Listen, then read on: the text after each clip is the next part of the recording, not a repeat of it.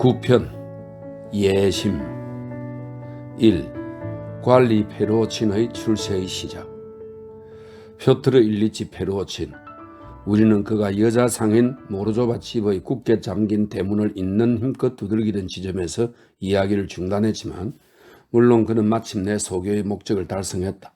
포악스럽게 대문을 두들기는 소리를 듣자 페냐는 2시간쯤 전의 경악과 흥분이 아직도 가시지 않고 상념이 머릿속을 떠나질 않아 잠자리에 들 생각도 못하고 있던 차에 이제는 또다시 그의 히스테리 발작을 일으킬 정도로 경악하고 말았다. 그녀는 또 드미트리 펴도로비치가 문을 두드리는 것으로 생각했는데, 왜냐하면 그를 빼면 이토록 난폭하게 문을 두드릴 수 있는 사람이 아무도 없었기 때문이다. 그녀는 벌써 잠에서 깨서 노크 소리가 나는 문 쪽으로 가고 있던 문지기에게로 달려가서 저 사람을 들여보내지 말라고 애원하기 시작했다. 하지만 문지기는 누구냐고 물어보고 그 정체를 확인한 뒤 또 상대가 극히 중대한 일로 페도시아 마르코브나를 만나려 한다는 것을 알게 되자 드디어 문을 열어주기로 결심했다. 표트르 일리치는 역시나 페도시아 마르코브나의 부엌으로 들어섰는데 페냐는 마음이 놓이질라나 문지기도 들어오게 해달라고 강청했다. 표트르 일리치는 그녀에게 이것저것 캐묻다가 금세 가장 중요한 사실을 알게 됐다. 즉 드미트리 펴도로비치가 그루셴카를 찾으러 내빼면서 절구에서 공이를 집어갔는데 돌아왔을 때는 공이는 이미 온데간데 없고 손은 피투성이가 되어 있더라는 것이었다. 게다가 피가 뚝뚝 떨어졌어요. 손에서 이렇게 뚝뚝 떨어졌다니까요. 페냐는 이렇게 소리쳤는데 분명히 엉망이 된 자신의 상상력을 동원하여 이 끔찍한 사실을 꾸며낸 것이었다. 하지만 피가 뚝뚝 떨어질 정도는 아니었지만 여하튼 피투성이가 된 손은 표트르 일리치 자신도 보았을 뿐더러 직접 손 씻는 걸 도와주기까지 하지 않았는가. 어쨌거나 지금 문제는 피가 뚝뚝 떨어지던 손이 어떻게 그리 빨리 말라버렸을까가 아니라 공이를 든 드미트리 펴도로비치가 정확히 어디로 달려갔을까. 그러니까 정말로 펴도로 파블로비치에게 간 것일까?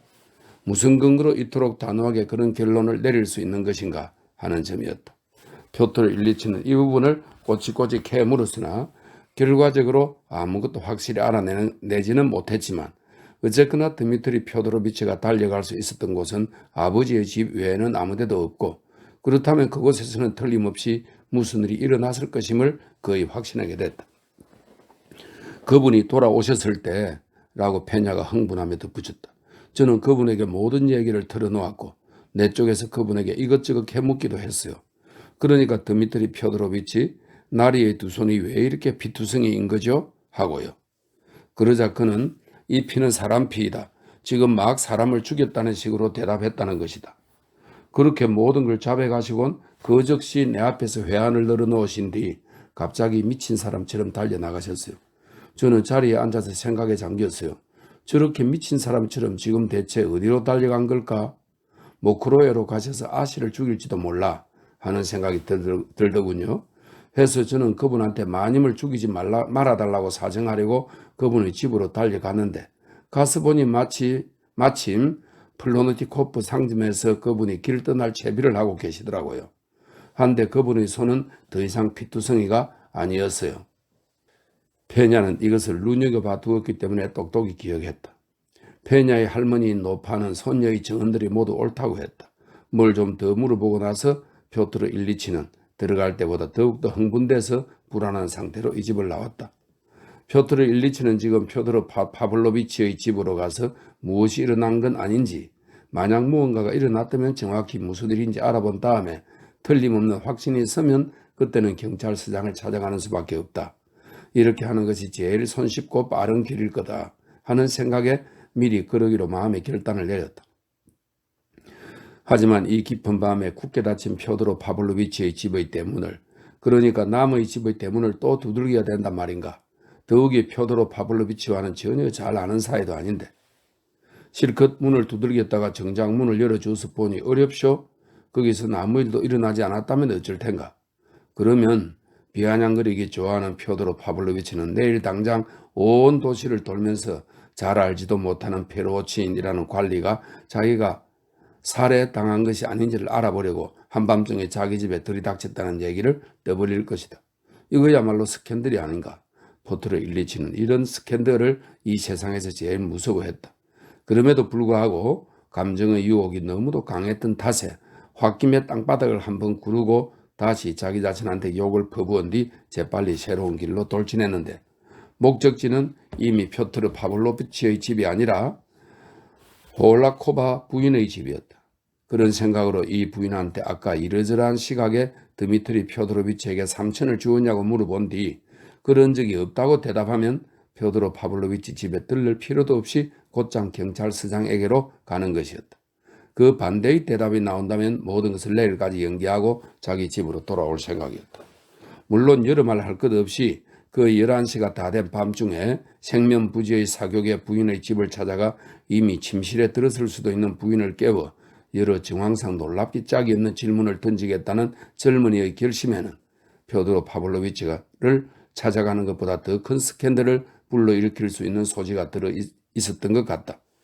하지만 이따금씩, 특히 지금과 같은 경우에는 아주 철저하게 냉담한 사람일지라도 이런 결정을 내리곤 하는 법이다. 펴트르 일리치는 이 순간 이미 냉담한 사람이 아니었던 것이다. 훗날 평생 동안 잊을 수 없었던 바, 점차적으로 그를 휘어잡은 극복할 수 없는 불안이 결국 고통의 수준에 이르러서는 자신의 의지와는 무관하게 자꾸만 유혹의 손길을 뻗쳤다.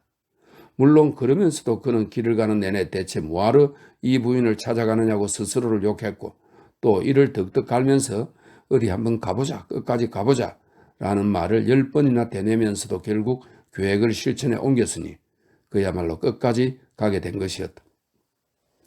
그가 홀라코바 부인 집에 들어섰을 때는 정각 11시였다. 마당 안으로 인도되기까지는 정말 얼마 걸리지 않았다. 하지만 마님이 벌써 주무시는지 아니면 아직 잠자리에 들지 않았는지를 물어보자. 문지기는 이 시간이면 보통 잠자리에 든다는 말 말곤 정확한 대답을 해줄 수 없었다. 저기 위에 가서 여쭤보십시오. 마님께서 원하시면 받아들이실 테고 원하지 않는다면 받아들이지 않으실 테니까요. 펴트르 일리치는 위로 올라갔는데 여기서부터는 일이 좀 어려워졌다. 하인이 직접 아래기를 끓여서 결국 하녀를 불렀다. 펴트르 일리치는 그녀에게 이곳의 한 관리인 페르오친이 특별한 용건이 있어서 이렇게 찾아왔다. 만약 이렇게까지 중대한 일이 아니었다면 이런 신뢰를 무릅쓰진 못했을 것이다. 하고 마님께 아뢰어달라고 정중하지만 집요하게 부탁했다. 이 말 그대로 꼭 그대로 아뢰어 주십시오. 라고 그는 하녀에게 부탁했다. 곧 그녀가 자리를 떴다. 그는 현관에 남아서 기다렸다. 그런데 홀라코바 부인은 아직 자고 있지는 않았지만 이미 침실에 든 상태였다. 그녀는 아까 밑차가 다녀간 뒤로 기분이 엉망이었는데 이런 일이 있을 때면 의례 그렇듯 오늘 밤도 편두통을 앓을 거라는 예감이 벌써부터 들었던 것이다. 아가씨의 보고를 듣고서 깜짝 놀라고 또 이곳의 관리라는 생명부지의 사람이 이런 시간에 느닷없이 자기를 찾아왔다니 여자로서의 호기심이 상당히 발동하긴 했지만 그럼에도 그녀는 신경질을 내며 거절하라고 명령했다. 하지만 펴트르 일리치도 이번엔 노새처럼 고집을 부렸다. 거절당했다는 말을 듣자 그는 다시 한번 아뢰어달라. 굉장히 중요한 일로 왔으며 지금 그를 받아들이지 않는다면 나중에 부인이 크게 후회할지도 모른다. 라는 말을 토시 하나 빼지 말고 전해달라고 굉장히 집요하게 부탁했던 것이다. 훗날 그는 그때 나는 꼭 산에서 굴러 떨어진 것 같았다. 라고 자기 입으로 이야기는 하고 했다. 하녀는 놀라워하면서 그를 유심히 훑어본 뒤 또 한 번 아래로 갔다. 홀라코바 부인은 충격을 받은 상태에서 잠시 생각을 한 뒤 그의 외양이 어떻더냐고 캐물었고 아주 단정하게 차려입은 젊고 점잖은 사람이라는 것을 알게 되었다. 겸사겸사 살짝 일러두자면 펴트르 일리치는 상당히 잘생긴 젊은이였고 그 자신도 이 점을 잘 알고 있었다. 홀라코바 부인은 나가보기로 결심했다. 이미 실내용 원피스에 슬리퍼를 신은 상태였지만 어깨에 검은 쇼를 걸쳤다. 관리는 거실로, 아까 미차를 맞이했던 바로 그 거실로 인도됐다. 여주인은 의문에 찬 엄격한 표정을 짓고 손님을 맞으러 나와서 앉으라는 말 한마디 하지 않고 다짜고짜 무슨 일이신가요? 라는 질문부터 던졌다. 제가 이렇게 신뢰를 무릅쓰고 부인을 찾은 것은 우리 두 사람이 모두 알고 있는 드미트리 펴도로비치 까라마조프에 관한 일 때문입니다. 페르오친이 이렇게 운을 떼으나 그 이름을 내뱉자마자 여주인의 얼굴에는 갑자기 심한 짜증이 역력하게 나타났다. 그녀는 그의 째지는 소리를 지르더니 성질을 내며 그의 말을 가로막았다. 이 끔찍한 사람 일로 저를 얼마나 더 오래, 얼마나 더 괴롭힐 작정들이신가요? 그녀가 미친 듯 소리쳤다. 이보세요. 어떻게 감히 이런 시간에 일면식도 없는 부인을, 그것도 바로 그 부인의 집까지 찾아와 그 사람에 대한 얘기를 하다니, 이런 경우가 어디 있습니까? 그 사람은 겨우 3시간 전에 여기 바로 이 거실로 와 나를 죽이려다가 두 발을 구르고서 이 점잖은 집에서 아무도 감히 엄두도 못 낼 만큼 무례하게 나가버렸단 말입니다. 명심해 두세요. 저는 당신을 고소하겠어요. 그냥 놔둘 수가 없군요. 지금 당장 나가주세요. 저는 자식을 둔 어머니로서 지금 저는 죽이려 했다고요? 그러니까 그 사람이 부인마저도 죽이려고 했단 말입니까? 아니 그럼 그가 벌써 누구를 죽였단 말인가요? 호울라코바 부인이 맹렬하게 물었다. 부디 제 말을 좀 들어주십시오. 부인 30초면 됩니다. 부인에게 한두 마디로 자초지종을 설명드리겠습니다. 페로치는 단호하게 대답했다. 오늘 오후 5시에 카라마초프 씨가 친구로서 저에게 10루블을 빌렸고 그래서 저는 그에게 돈이 없었음을 알고 있는데 오늘 9시에 그가 저를 찾아왔을 때는 100루블짜리 지폐 뭉치를 대략 2천, 3천은 되어 보이는 돈 뭉치를 훤히 보이게 두 손에 들고 있었습니다. 그의 손과 얼굴은 온통 피투성이었는데 정말 정신이 나간 사람 같더군요.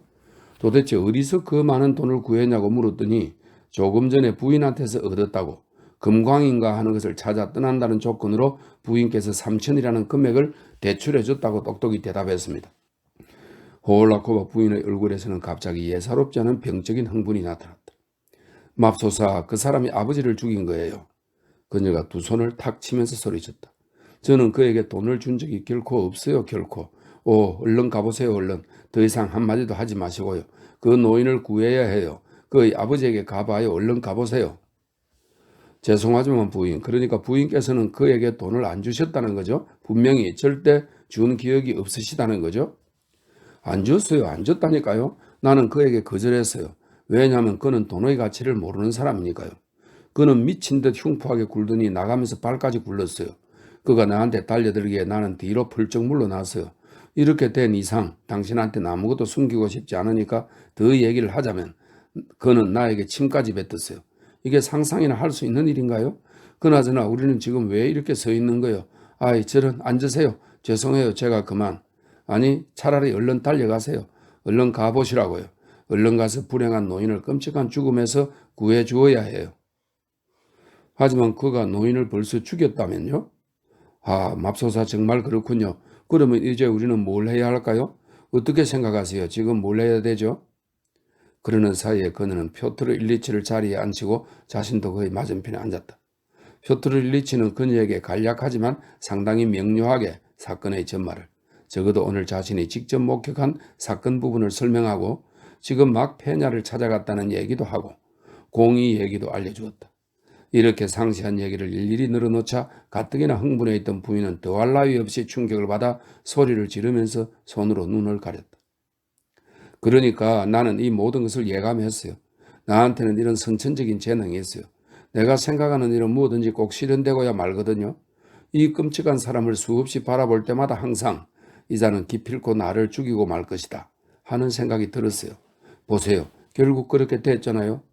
다시 말해 그가 지금 내가 아니라 자기 아버지를 죽였다면 그건 필경 하나님의 엄연한 손길이 나를 지켜주셨기 때문일 테고 또 그 자신도 나를 죽이는 게 부끄럽기 때문일 거예요. 왜냐하면 여기 이곳에서 내 손으로 직접 그의 목에 위대한 순환자 바르바라의 유해에 속하는 성상을 그려주었으니까요. 그러니까 그 순간 나는 정말로 죽음의 문턱까지 가 있었던 거로군요. 내가 그 사람 앞으로 아주 바싹 다가가 있었고 그는 나를 향해 자기 목을 쭉 빼고 있었으니까. 그나저나 페로틸리치. 그나저나 나는 기적을 믿지 않지만 이 성상과 내게 일어난 이 명백한 기적 때문에 이렇게 충격을 받아 다시금 무엇이건 닥치는 대로 믿을 수 있을 것 같군요. 조시마 장로 얘기는 들으셨죠? 그건 그렇고 내가 지금 무슨 말을 하고 있는지도 모르겠군요. 세상에 있잖아요. 그 사람은 목에 성상을 단 채로 나한테 침을 뱉었어요. 물론 침만 뱉었지 죽이지는 않았지만 그러고는 저기로 냉큼 달려갔죠. 하지만 우리는 지금 어디로 가야 되죠? 당신 생각은 어떠세요? 표트르 일리치는 자리에서 일어나더니 지금 곧바로 경찰서장을 찾아가서 모든 것을 이야기하겠다고. 그러면 거기서 다 알아서 할 것이라고 선언했다. 그분은 정말 멋진 분이에요. 미하일 마카로비치와 잘 아는 사이거든요. 반드시 꼭 그분을 찾아가세요. 어쩜 당신은 정말 명민한 분이시군요. 표트르 일리치. 생각 하나하나가 다 너무도 훌륭하세요. 있잖아요. 내가 당신 입장이었다면 그런 건 절대 생각도 못했을 거예요. 저 자신이 경찰서장과 잘 아는 사이라서 더더욱 그렇습니다. 표트르 일리치는 여전히 선체로 이렇게 지적했는데 어떻게든 한시바삐 이 맹렬한 부인에게서 벗어나고 싶어 안달이 났지만 부인은 통착빌 인사를 나누고 떠나게 해줄 기미를 보이지 않았다. 그러니까 있잖아요 하고 그녀가 옹알거렸다. 나에게 와서 말해주세요. 그곳에서 무엇을 보고 무엇을 알게 되었는지, 무엇이 밝혀졌는지, 그를 어떻게 재판하고 어떤 형을 내렸는지. 그런데 말이죠. 우리나라에는 사형제도는 없지 않나요? 어쨌거나 꼭 와주세요. 새벽 3시라도 4시라도 심지어 4시 반이라도 나를 깨우라고 명령하세요. 만약 안 일어나면 몸을 떠밀어서라도 깨우라고요. 맙소사, 난 한숨도 못 잘 거예요. 그런데요, 내가 직접 당신과 함께 가야 되지 않을까요? 아니요. 그저 만일의 경우를 생각해서 부인께서 선어줄 정도로 드미트리 펴도로비치에게 절대 돈을 준 적이 없다는 내용을 지금 부인의 손으로 써주신다면 혹시 소용이 될지도 모르겠군요. 만약의 경우를 생각했어요. 그러고 말고요. 호올라코바 부인은 환히 작약하며 사무용 책상을 향해 뛰어갔다. 그런데요, 정말 놀라울 따름이네요. 당신은 어쩜 이리도 명민하게 일 처리를 잘하시는지 감동적일 정도라니까. 여기서 근무하시죠? 여기서 근무하신다니 그보다 더 듣기 좋은 얘기가 또 없군요. 이 말을 하면서도 그녀는 편지지의 반쪽에 다음과 같이 큼직큼직한 글자로 세 문장을 썼다. 본인은 오늘 불행한 드미트리 펴도로비치 까라마조프에게 관로 속에 어쨌거나 지금 불행한 사람이니까요. 이렇게 되어 있고 3천 루블을 빌려준 적이 결코 없을 뿐더러 그 밖에도 평생 동안 절대 돈을 준 일이 없습니다. 이 점에 대해서 우리의 세상에 존경하는 모든 성스러운 것의 이름을 걸고 맹세하는 바입니다. 호올라코바. 자, 여기 쪽지요. 그녀는 재빨리 표트르 일리치 쪽으로 몸을 돌렸다. 어서 가서 구해주세요. 이건 당신의 입장에서도 위대한 공적이 될 거예요. 그러고서 그녀는 그에게 3번에 걸쳐 성호를 걸어주었다. 심지어 그를 배웅하러 현관까지 달려나왔다. 얼마나 고마운지 모르겠어요. 이렇게 제일 먼저 나를 찾아주시다니. 지금 내가 얼마나 고마워하는지 모르실 거예요. 어떻게 우리가 지금까지 만난 적이 없었을까요? 앞으로도 당신을 우리 집에서 맞이할 수 있다면 나로서는 정말 기쁜 일일 거예요. 게다가 여기서 근무하신다니 그보다 듣기 좋은 얘기가 또 없군요. 이렇게 주도면을 하시고 이렇게 명민한 분이 하지만 사람들이 당신을 높이 평가하고 또 궁극적으로는 당신의 진가를 알아줘야 해요. 나는 내 깜냥대로 당신을 위해 모든 일을 다 하겠어요. 정말로요. 나는 젊은 사람들을 너무도 사랑해요. 젊은 사람에게 반해버렸거든요. 젊은이들이야말로 오늘날 고통받고 있는 우리 전 러시아의 토대이며 러시아의 희망 그 자체니까요. 가세요. 얼른 가보세요. 하지만 표트르 일리치는 이미 달려나갔는데 안 그랬다면 그녀가 그를 그렇게 쉽사리 풀어주지 않았을 것이다. 그나저나 호올라코바 부인은 그에게 상당히 유쾌한 인상을 남겨주었으며 그 덕택에 이토록 추악한 일에 말려든 데서 오는 불안감마저도 다소 누그러졌다. 주지하다시피 사람의 취향이란 굉장히 다양한 법이다. 게다가 그녀는 별로 늙은 것도 아니던 걸 하고 그는 잠시 유쾌한 생각에 잠겼다. 오히려 부인의 딸로 착각할 뻔했잖아. 한편 호올라코바 부인은 그녀 나름대로 이 젊은이에게 마냥 매혹되어 버렸다. 그 뛰어난 일처리 솜씨며 그 꼼꼼한 면모며 요즘 시대에도 이런 젊은이가 있다니. 행동거지와 외모는 또 얼마나 멋진가 말이야. 요즘 젊은이들은 아무것도 할 줄 모른다고 떠들어대지만 그런 사람한테 바로 이 사람을 보여주어야겠는걸 등등. 이래하여 그녀는 그 끔찍한 사건을 까맣게 잊었다가 침대에 들기가 무섭게 갑자기 다시금 자신이 죽음의 문턱까지 갔다라는 사실이 상기되어 끔찍한 일이야. 이런 끔찍한 일이 라고 말했다. 하지만 그러고서도 곧 아주 깊고 달콤한 잠에 빠져들었다.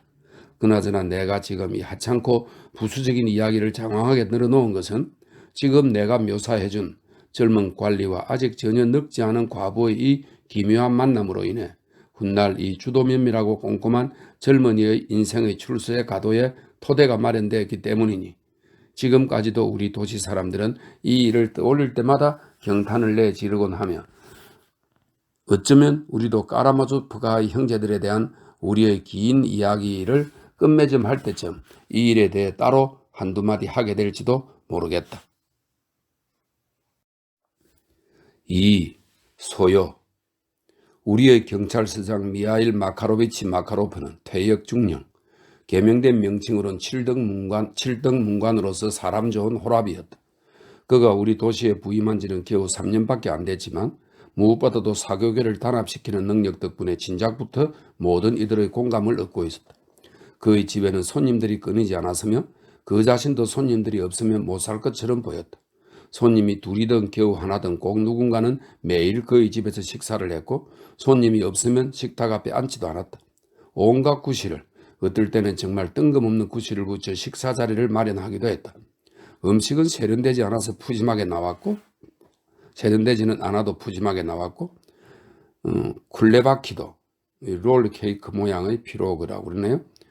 쿨레바키도 기가 막혔고 술은 질은 보잘것없었지만 양으로 나무랄 데 없었다. 입구 곁의 방에는 당구대가 서 있고 각종 설비 또한 극히 훌륭했으니 그러니까 주지하다시피 독신 남자에게는 필수적인 장식으로 생각되는 영국산 줌마 그림들이 검은 액자에 끼워져 벽마다 걸려 있었던 것이다. 또 테이블 하나면 충분하긴 했지만 여하튼 매일 밤마다 카드판도 열렸다. 한편 우리 도시에서 상류 사교계 사람들이 부인들과 딸들을 데리고 춤을 추러 모여드는 일도 아주 잦았다.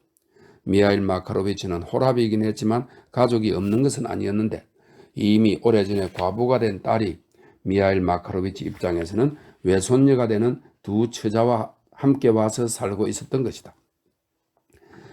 처자들은 비록 지참금은 한 푼도 없으리라는 것이 공공연한 사실이었지만 이미 성인으로서 교육도 마친 상태이고 외모도 제법 괜찮은 데다가 성격도 명랑하여 우리 사교계의 젊은이들에겐 이 할아버지 집의 꽃이나 다름없었다.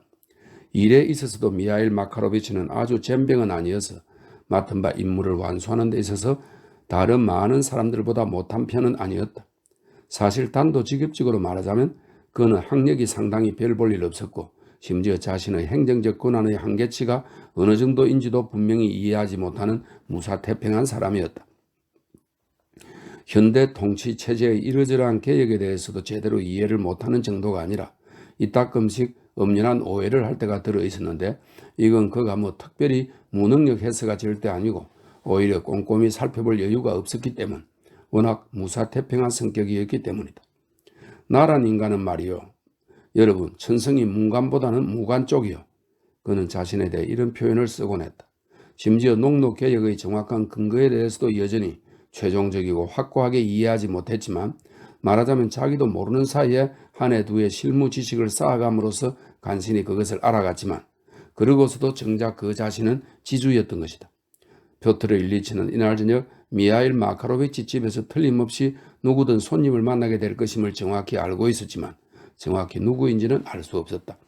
그런데 때마침 그의 집에는 이 순간 검사와 우리의 공의인 바르빈스키가 에랄라시를 하고 있었는데 에랄라시는 카드놀이의 일종입니다. 이 젊은 의사는 베테르부르크 의학 아카데미를 뛰어난 성적으로 졸업한 수재 중 하나로서 이제 막 베테르부르크에서 우리 도시로 부임한 것이었다. 검사, 다시 말해 검사 15였지만 다들 검사라고 부르는 이 이폴리트 키킬로비치는 우리 도시에서 좀 특별한 사람이었는데 겨우 35살 정도밖에 되지 않은 젊은 사람이 폐병 증세가 너무 심한 데다가 아이를 못 낳는 뚱보 부인을 두고 있었고 자존심이 강하고 신경질적이었지만 그럼에도 사고방식이 건전하고 심성도 착했다. 그의 성격의 크나큰 비극은 그가 실제로 자신이 가진 장점들 이상으로 스스로를 좀 더 높게 생각하는 데 있는 셈이었다. 이 때문에 그는 늘 불안해 보였다. 게다가 그는 내심 더 높고 심지어 예술적인 유혹에 경도되어 있었는데 예를 들자면 심리적 통찰이라든가 인간의 영혼에 대한 특별한 지식이라든가 범죄자와 그의 범죄의 속성을 파악하는 특별한 재능을 갖고 싶어 했던 것이다. 이런 의미에서 그는 자기 자신이 직장에서 다소 홀대받고 따돌림을 당하고 있다고 생각했고 늘 저기 상부에서는 자신의 진가를 몰라줄 뿐더러 심지어 적들이 우글거리고 있다고 믿고 있었다. 기분이 언짢을 때는 형사소송을 전담하는 변호사로 전향하겠노라고 얼러대기도 했다. 까라마조프 집에서 친부 살해라는 예기치 못한 사건이 발생하자 그는 이건 러시아 전체를 떠들썩하게 할 수 있는 사건이다 라며 그야말로 충격을 감추지 못했다. 그나저나 이런 말을 하다니 또 내가 너무 앞서가는 것 같다. 옆방에는 귀족 아가씨들과 함께 겨우 2달 전에 빼떼르 부르크에서 우리 도시로 부임한 우리의 젊은 예심 판사 니콜라이 파르페노비치 넬류도프가 앉아 있었다. 훗날 우리 도시 사람들은 범죄가 일어난 날 저녁 이 모든 인물들이 꼭 일부러 작정을 한 양 함께 경찰서장의 집에 모여 있었다는 이야기를 하며 놀라움을 감추지 못했다. 그런데 실은 일은 훨씬 더 단순하고 아주 자연스럽게 일어난 것이었다. 이폴리트 키빌로비치는 아내가 전날부터 치통을 앓기 시작했기 때문에 그녀의 신음소리를 피해 어디로든 달아나야만 했다. 의사는 천성상 저녁마다 카드판 앞에 붙어있지 않으면 못 베겼다. 한편 니콜라이 파르페노비치 넬류도프는 사흘 전부터 말하자면 우연인 척하면서 이날 저녁에 미하일 마카로비치의 집을 찾아가 그 집의 큰 외손녀 올가 미하일로브나를 갑자기 놀래주려는 간특한 속셈을 품고 있었다. 그러니까 자기는 그녀의 비밀, 즉 오늘이 그녀의 생일이라는 걸 알고 있다. 시내 사람들을 무도회에 초대하기 싫어서 일부러 이 사실을 우리의 사교계 사람들한테 감추고 싶어 했다 등의 사실을 폭로하자는 것이었다. 그녀의 나이에 대한 각종 추측과 조롱이 난무하는 마당에 그녀는 자기 나이를 밝히는 게 무서운 모양인데 지금 그녀의 비밀을 알고 있는 자로서 내일 당장 그가 직접 모든 사람에게 이 비밀을 이야기할 거다 등등. 이 귀여운 젊은 녀석은 이 집에 관한한 대단한 장난꾸러기여서 우리 도시의 부인들도 그에게 장난꾸러기라는 별명을 붙여주었는데 본인은 이것이 무척이나 마음에 든 모양이었다. 하지만 그는 아주 훌륭한 사회, 훌륭한 가문 출신의 훌륭한 교육을 받은 훌륭한 감정의 소유자로서 탕아 같은 면이 있긴 했지만 아주 순진하고 늘 점잖았다. 외모를 봐도 키가 작고 골대도 약하고 가날팠다. 가늘고 창백한 그의 손가락에는 늘 굉장히 굵은 반지가 몇 개씩이나 반짝이고 있었다. 자신의 임무를 수행할 때는 자신의 이의와 의무를 모아 그의 성스러운 일로 여기는 양 예사롭지 않을 정도로 무게를 잡곤 했다. 특히 평민 출신의 살인범이나 이러저러한 흉악범들을 신문할 때는 상대의 을을 빼놓는 재주가 있었기 때문에 정말로 그들 쪽에서는 비록 존경은 아닐지라도 어쨌거나 내심 그에 대한 경이로움을 갖곤 했다. 표트르 일리치는 경찰서장의 집에 들어서자 마냥 넋을 잃고 말았다. 이 사람들이 이미 모든 걸 알고 있다는 사실을 갑자기 알게 됐기 때문이었다. 정말로 이들은 카드를 집어던지고 하나같이 선체로 논의를 하고 있었고 심지어 니콜라이 파르페노비치마저 귀족 아가씨를 버려두고 달려와서는 가장 전투적이고 맹렬한 표정을 짓고 있었으니 말이다. 그러니까 표트르 일리치를 맞이한 것은 표트르 파블로비치 노인이 이날 저녁 정말로 진짜로 자기 집에서 살해당하고 돈을 강탈당했다는 사람의 넋을 빼놓는 소식이었던 것이다. 이 사건은 그가 달려오기 직전 다음과 같은 방식으로 알려지게 되었다.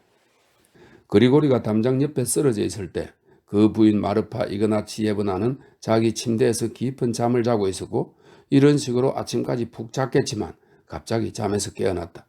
이건 인사불성이 된 채로 옆방에 누워있던 스메르자코프의 간질병 특유의 끔찍한 울부짖음 때문이었는데 이 울부짖음이 들리면 언제나 간질 발작이 시작되었기 때문에 이 소리가 들릴 때마다 마르파 이그나치예브나는 평생 소스라치게 놀라 병적인 상태가 되곤 했다.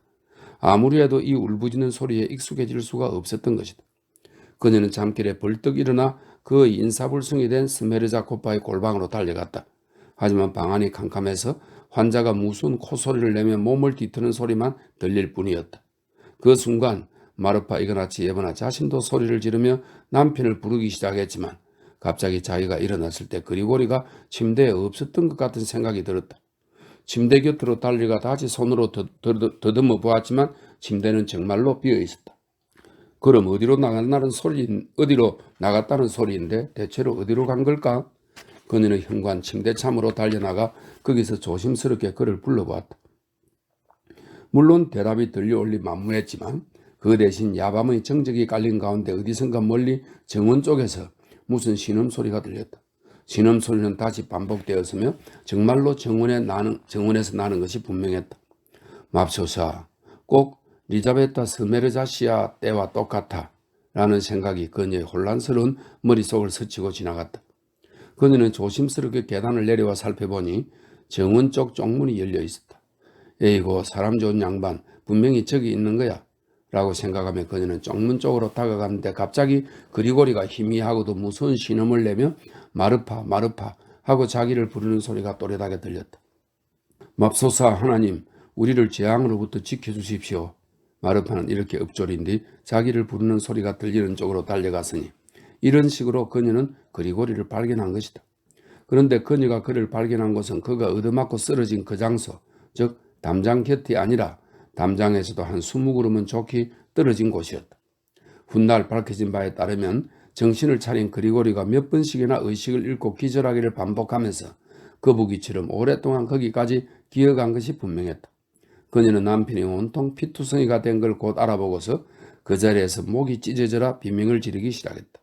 그리고리는 힘없는 목소리로 두서없이 죽였어, 아비를 죽였어, 바보같이 비명은 왜 질러, 얼른 달려가 사람을 불러와 라고 웅얼거렸다. 하지만 마르파 이그나치 예브나는 진정하기는커녕 계속 비명을 지르다가 갑자기 주인날이 방 창문이 열려있고 창문에 빛이 새 나오는 걸 발견하고는 그리로 달려가 표도르 파블로비치를 부르기 시작했다. 하지만 창문 안을 들여다보고서 끔찍한 광경을 목격해버렸다. 나리가 꿈쩍도 하지 않고 마룻바닥에 나자빠져 있는 것이 아닌가. 연한 색깔의 잠옷과 하얀 루바시카의 가슴팍 부분은 피에 흠뻑 젖어 있었다. 탁자 위의 양초가 표도르 파블로비치의 꿈쩍도 않는 죽은 얼굴과 피를 환하게 비추고 있었다.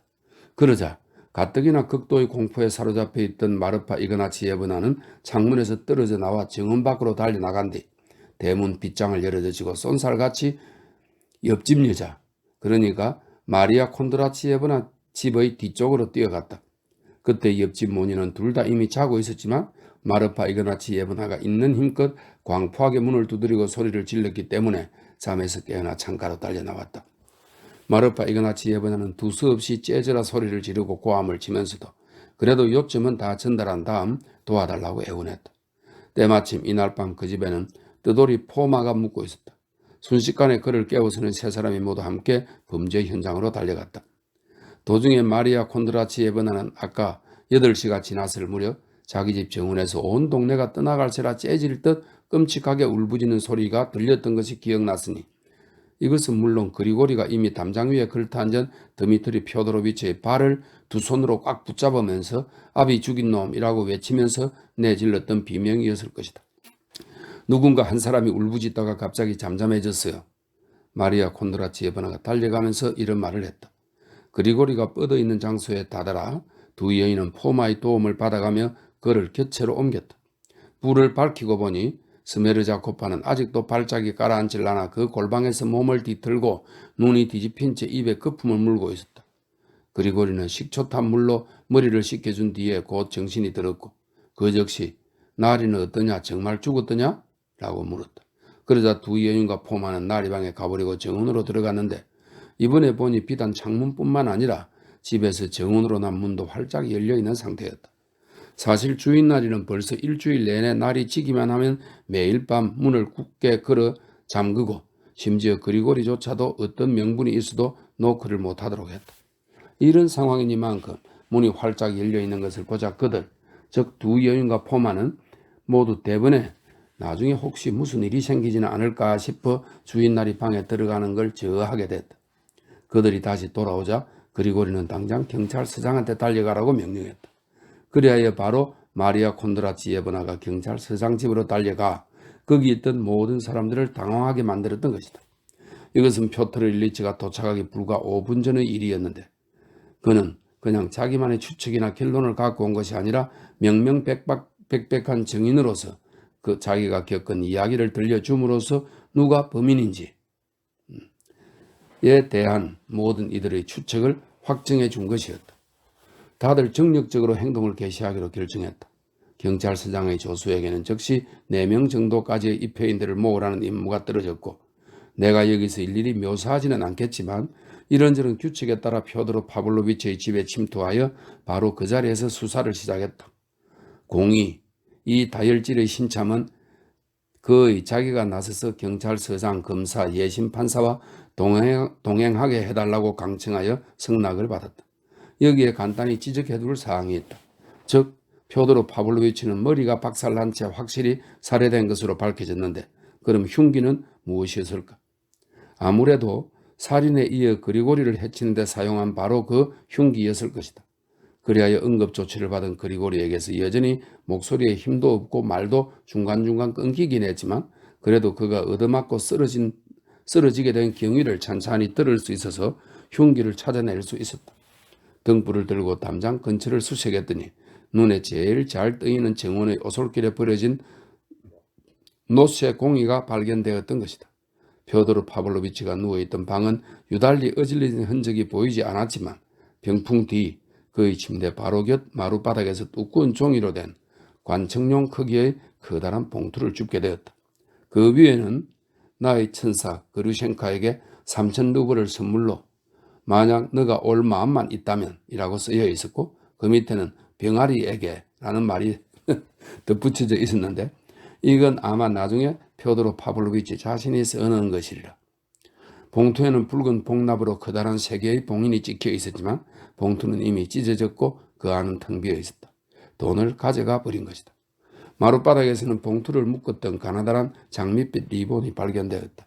그나저나 표트르 일리치의 정언 중 검사와 예심 판사에게 굉장한 인상을 남겨준 것이 있었다. 즉 드미트리 표도르비치가 동틀역에는 기어코 자살을 할 것이라는 추측. 스스로 그런 결정을 내렸고 자기 입으로 표트르 일리치에게 그런 말을 했을 뿐더러 상대방이 보는 앞에서 권총을 장전하고 유서를 써서 호주머니 안에 넣었다는 식의 이야기였다. 표트르 일리치가 여전히 그의 말을 반신반의하면서 자기가 직접 나서 누구에게든 말하고 자살을 막겠다고 얼음장을 놓자 미차는 이를 갈면서 그에게 이미 늦었어 라고 대답했던 것이다. 그러니까 범인이 만에 하나 정말로 자살할지도 모르니까 그 전에 덮치려면 어서 빨리 현장으로 모크로에로 서둘러 가야만 했다. 그렇군요. 정말 그래요. 검사가 굉장히 흥분해서 반복했다. 이런 류의 남봉꾼들은 꼭 저렇다니까요. 어차피 내일 자살할 테니까 죽기 전에 한바탕 버리자는 거죠.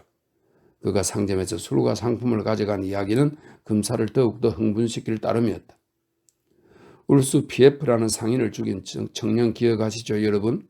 1,500루블을 강탈하고는 그 즉시 가서 머리를 볶은 다음 돈을 제대로 숨기지도 않고 역시나 손에 든 채 계집질을 하러 갔죠. 하지만 표도르 파블리치 집에서 가택 수색 및 수사를 벌이고 여러 형식적 절차를 밟느라 다들 좀 지체되었다. 이 모든 일에 시간이 걸렸으므로 그 전날 때마침 아침녘에 봉급을 받으러 도시에 온 지서장 마크리키예비치 시메르초프를 2시간쯤 전에 먼저 모크로에로 보냈다. 마크리치예비치는 다음과 같은 지시가 내려졌다. 즉 모크로에 도착하면 해당 수사진이 도착할 때까지 절대 소란을 일으키지 말고 범인의 동태를 계속 감시하되 증인들, 그 지역 경찰들 등을 대기시켜 놓으라는 것이었다. 마브리키예비치는 이것을 실천에 옮겨 오래전부터 아는 사이인 트리본 보리소비치 한 사람에게만 부분적으로 비밀을 알려주었을 뿐 시종 자신의 정체를 숨겼다. 정확히 바로 이 시간에 미차는 컴컴한 복도에서 자기를 찾는 주인장과 마주쳤을 뿐더러 그 즉시 트리본 보리소비치의 안색과 말투가 왠지 갑자기 변했음을 인지했던 것이다. 이런 식으로 해서 미차는 물론 다른 누구도 자신들이 감시당하고 있다는 사실을 모르고 있었다. 그의 권총 상자는 이미 오래전에 트리본 보리소비치가 훔쳤다가 한적한 곳에 숨겨놓았다. 그리하여 이미 새벽 4시가 지나서야 그의 동틀역에 가서야 경찰서장, 검사, 예심 판사 등 수사당국 전체가 2대의 마차와 2대의 트로이카를 나누어 타고서 도착했다. 의사는 아침녘에 살해된 자의 시체를 해부할 계획이었기 때문에 표도르 파블로비치의 집에 머물렀지만 주된 관심의 대상이 된 것은 다름 아니라 병든 하인 스메르자코파의 상태였다. 간질 발작이 저렇게 지독하고 저렇게 길게 꼬박 이틀 내내 끊임없이 반복되는 것은 그 유례가 없는 만큼 학문적으로 연구해 볼 가치가 있습니다.